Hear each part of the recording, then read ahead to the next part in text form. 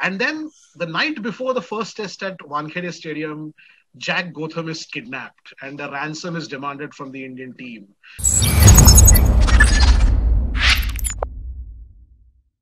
We've got to talk about someone called the Super Sleuth because I asked this question: who's the first Indian cricketer to have a comic book series named after him? The younger generation will talk about Virat Kohli because of the Super V cartoons that we've seen on TV.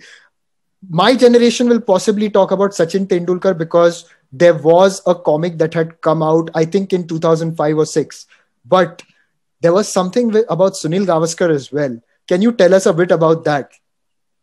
Yeah, so Bharat Shavur, who was his batchmate at St. Xavier's School, he came up with this concept of Sunny the Super Sleuth. So I think Mr. Gavaskar is the first Indian sports person, not just a cricketer, but the first Indian sports person who had a comic book series dedicated to him.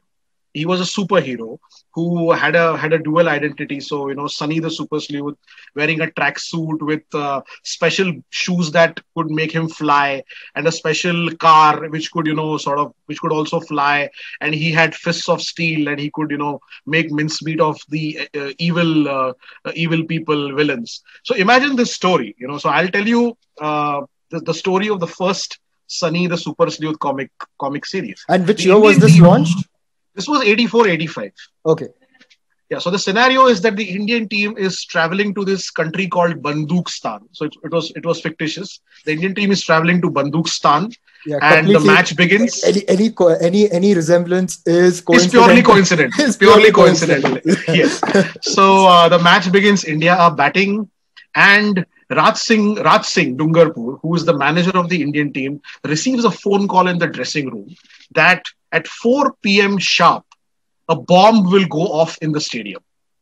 And Rajbhai asks, why have you done this? So the person at the other end says, we want India to release all Bandukstani prisoners who are Okay. in their jails right now.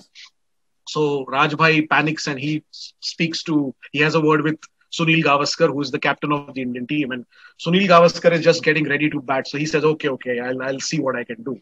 And the match begins. Mr. Gavaskar is batting well. And then at one point, he allows the ball to hit him on his cheek. Okay, so Yes. the ball hits him on the cheek. He allows it to hit him. Anyways, so that that he can that was the only way he could get hit. exactly, and that's the only way he can leave the field. Yeah. So he retires hurt, Without getting goes out. off without getting out. He goes off the field, discards his cricketing jersey and wears the tracksuit, the Sunny the Super Sleuth tracksuits, and then he activates a bomb tracker, and he locates that bomb, deactivates the bomb, and then he runs into the villains, and there's a bash up, there's a punch up, and he bashes all of them. And he then resumes his innings and goes on to score a century, and everybody is happy. And at the end of the match, the president of Bandukstan confers a gold medal, to Mr. Gavaskar. So that was the first story. And there were two more issues like this. And then I think that comic book series was sort of terminated. There was one I remember you telling me about the some Jack Gotham getting Yeah, yes. getting The second, kidnapped. in the second story, the England team has come to India for a tour, and Bob Bower, who is the captain of England, so any resemblance to David Gower is Purely coincident. coincidentally. He says that the ace in my pack is Jack Gotham. Again, any resemblance to Ian Botham is coincidental. So my number one player is Jack Gotham, the all-rounder. He also has a beard, and his hairstyle does resemble a certain Ian Terence Botham. But And again, is one that's of the lads. And is one of the lads. one of the lads, yeah.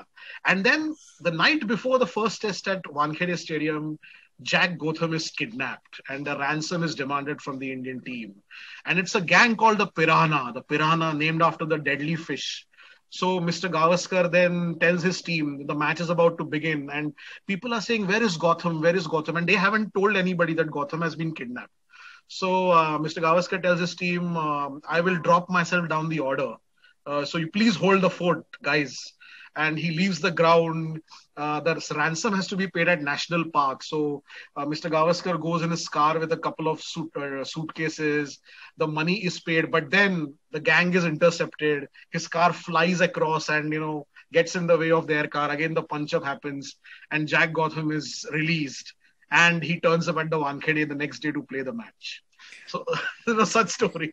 Bollywood can take a leaf out of this book, because although they've shown the likes of Harman Baweja smashing all sixes in the last over in the movie Victory, here the hero can actually play cricket. So actually, in fact, there was a film called Dishoom, if you remember, starring John Abraham and Varun Dhawan. Yes. And the plot of Dishoom is very similar to the first story of Sunny the Super Sleuth, the Bandukistan story, where a bomb has been planted and somebody has been kidnapped. So, for all you know, the writers may have seen that Bandukistan issue as well as the kidnapping of Jack Gotham, and may have come up with a mishmash of that. Because I think Dishoom also had a player getting kidnapped. I think his any resemblance to Virat Kohli was purely coincidental. He was that character was modeled on Virat Kohli. Very similar to the first and the second stories of Sunny the Super Sleuth. It's incredible.